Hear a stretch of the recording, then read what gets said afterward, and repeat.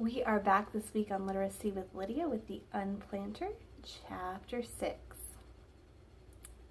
Throughout the spring and summer, the woman tended her garden as usual, watching the sapling for signs of seeds. Then the air began to cool, and she prepared her garden for the winter.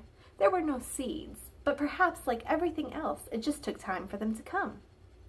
Years passed, and every year the woman cared for her garden, and every year the tree grew taller and wider around until it far surpassed the woman's height and width.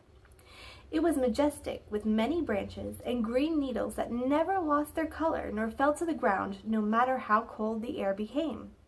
Year after year there were no seeds, and the woman began to think that the legend surrounding the tree was just a story. Still, she was quite proud of her tree. One year, small brown cones sprouted on the branches in the spring and fell to the ground in the crisp autumn air.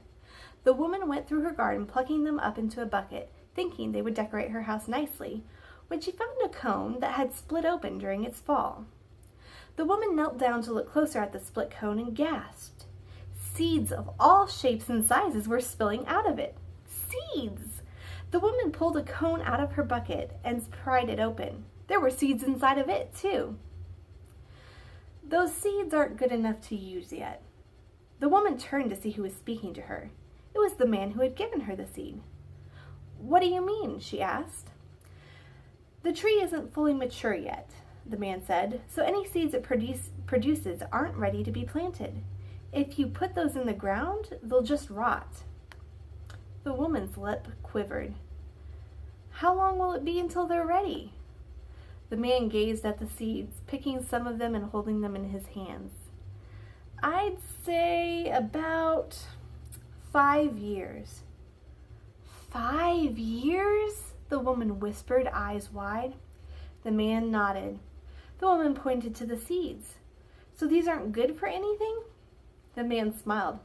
"Actually, they're quite delicious roasted with butter and spices."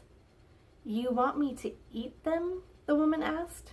"You don't have to," the man said. "It's just a thought." After that, the man went on his way, and the woman continued preparing her garden for winter. Once inside, she roasted the seeds as the man had suggested. He was right. They were tasty prepared this way.